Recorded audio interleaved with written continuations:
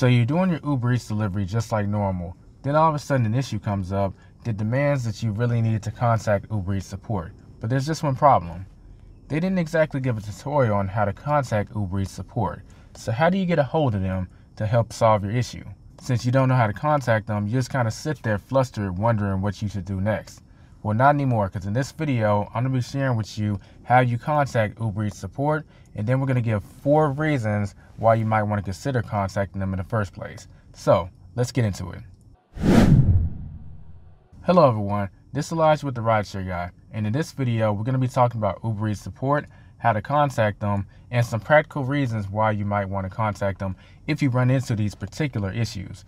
In general, I like to try and avoid contacting Uber Eats support because it does take up additional time. And as we know, in this industry, time is money. But there are certain circumstances where you kind of don't have a choice. And in some cases, it would benefit you to contact support financially. So jumping right into it, how you contact Uber Eats support is you first have to be on a delivery. And if you're on a delivery, if you need contact support, there's going to be 3 dots right next to the name on the Uber driver app. You click those 3 dots and you should be able to see the order, but right beneath it, it has the option to report an issue. You click on report an issue and there's going to be a phone icon that's going to ask you, do you want to contact Uber Eats support? Press that phone icon and then you'll be connected with Uber Eats support. I can't give an exact number because that's going to depend on your location and how they've tied up the phone lines. But this icon is programmed to automatically take you to the Uber Eats support that's closest to you that can solve your issue. Now that you know exactly how to contact Uber Eats support, let's give 4 reasons why you might want to consider doing it if you find yourself in these situations. Like I said before, I generally like to avoid using support because it does take up additional time. But in some cases, you can get reimbursed for your time if an issue takes a little too long or you spent gas or time going to the restaurant. That's why these are the only 4 reasons I will ever contact support for, because I'm going to get something out of it financially. Starting off with the first reason, if the restaurant is closed. Now, Uber has added the option to where if you go to a restaurant and the restaurant is closed, you call the restaurant and you can't get a hold of them, doors are locked, you can just cancel the delivery, and it has the option that says restaurant is closed. Do not do that, because Uber owes you some money for driving to that restaurant. Just ignore that stuff. Go ahead and follow the steps to call support, get them on the phone, and have them reimburse you for driving to the restaurant. Tell them that the restaurant is closed and you tried to contact them, it didn't work. They're going to verify by trying to contact the restaurant too. If they can't get a hold of them, they're going to owe you a certain amount of money. At this time, it's $3. That's going to help offset you going to the restaurant for no reason. And as you probably already know, that can be the difference between $14 and $17 an hour. So don't forget this step. Make sure you call them and get reimbursed for it. Our second reason is if the restaurant is missing an item in an order. Now, this is less about any kind of financial compensation for me. It's more so me covering my own butt. I literally just had a delivery last week where the restaurant told me when I got there, hey, we're at a blah, blah, blah. Can you contact the customer and ask them whether they wanted a replacement? I told them they can contact Uber Eats support. And they said they couldn't get them. So I said, well, I can't call the customer. The most I can do is contact Uber Eats support for you. And if I get them, then they can handle it. Now, why did I handle it like that? Because of 3 reasons. The first reason is that's not our responsibility. Okay, we're independent contractors. We go and just pick the food up. We don't have anything to do with arranging the order or nothing like that. That's not what I'm getting paid for, so I'm not about to do it. That's the first reason. The second reason is you can't contact the customer before you enter the drop-off phase. So you have to actually slide start delivery before the option to even contact them pops up. I don't want to enter that phase because I always want to have the option to walk away from the delivery and not have any repercussions. When you're in the picking up phase, you can cancel that delivery at any point and there's no repercussions. It's just going to reassign it to another driver. I always want to be in that position because let's say whatever they're trying to replace the item with is going to take 20 minutes to make. Yeah, I'm not about to wait that. I'll be more obliged to wait if I enter the drop-off phase and call the customer saying, they're making something that's going to take longer. I'm not the one, and it's the restaurant's fault. I'm not about to waste my time and by extension my money just because the restaurant is out of something and didn't update the app.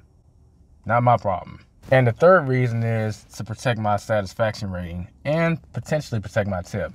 You see, I want the customer to associate the getting the order ready with the restaurant and Uber Eats. If they hear my voice and I'm in communication with them, I get lumped in with all that. So if they're upset that their order comes later than it's supposed to, or if something is wrong, I'm part of that equation now. So there's a chance they're going to rate me lower, or it could compromise my tip. If they just talk to Uber Eats support and not me, I am the separate third party, which I'm supposed to be, which means they're probably going to go ahead and give me a thumbs up, and they're probably going to go ahead and tip me because this situation had nothing to do with me. Real quick, everyone, if you want to get more advanced tactics just like this about the delivery industry in general, or the delivery gig economy, not just Uber Eats, then you'll definitely want to check out our Maximum Delivery Profits course, where we go into some more in-depth details on how to make the most money in the least amount of time, as well as knowing various tactics like this to make sure your earnings stay high while basically protecting your time from being wasted. You can sign up using the link in the description or in the pinned comment. All right, back to the video. Moving on to the third reason, which is kind of similar to the first reason, is the restaurant can't fill the order. To give a tangible example of this, a few days ago, I arrived at a Sonic for Uber Eats delivery, and someone ordered a slushie. And when I got there, Sonic told me that, hey, we're out of this particular slushie flavor. We tried to contact Uber Eats, but we couldn't get a hold of them or something like that. I said, oh, okay. So that situation was perfect to contact Uber Eats support about, because one, I want to get compensation, and two, until this issue is properly dealt with in the app, if I was just to cancel, it would have just kept floating around going to the next delivery driver. Why not just bring a conclusion to this situation and have Uber Eats do whatever they need to do to get that order off the delivery market, so to speak. And our fourth reason is the customer puts the wrong address in and they want you to take it somewhere else. Now, if that somewhere else is less than a mile, I usually don't mind doing it. But if it's over a mile, that's when I'm going to contact Uber Eats support and let them know. They're then going to look up if the restaurant is in their delivery range. And if it's still in the delivery range, they'll say, hey, if you take the delivery, then we'll give you an extra something for it. But you don't have to. You can also cancel. So it's up to you. And if it's out of range, then they'll just cancel the delivery and give you some reimbursement. Either way, you're going to need support to bring that to this conclusion and get compensated for any extra work that you do.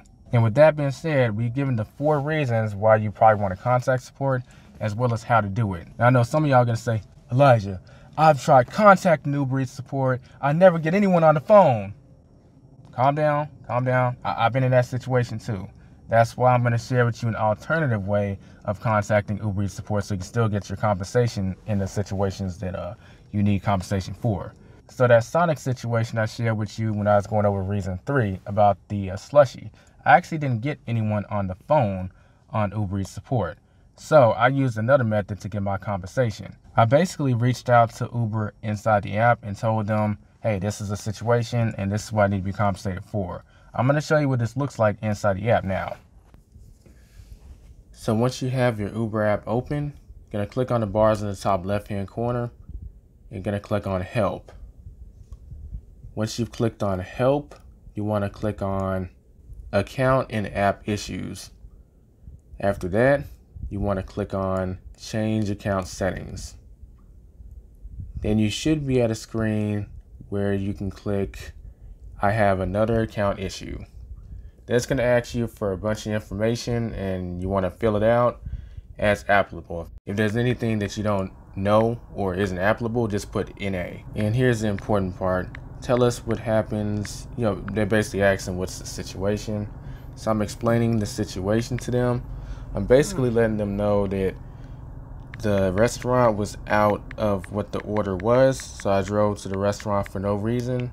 I need to be compensated. That's what I'm basically saying.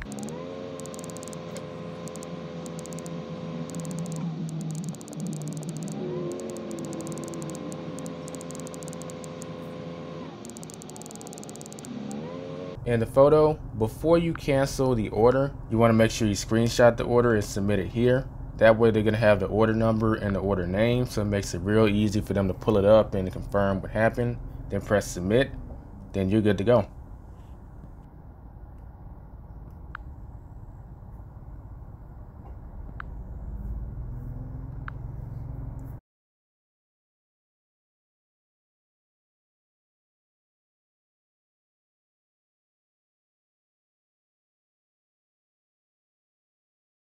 And with that being covered, you're now equipped as far as how to deal with Uber Eats support, how to use it, and also when to use it. If you have any questions or comments, feel free to leave them below, as well as subscribe if you're new, and hit that bell notification so you'll be notified when we drop another video. Here at the Rideshare Guy, we release new videos every single week, so be sure to stay tuned for more Uber Eats videos. This is Elijah with the Rideshare Guy. I will catch you in the next one. Be safe, be profitable.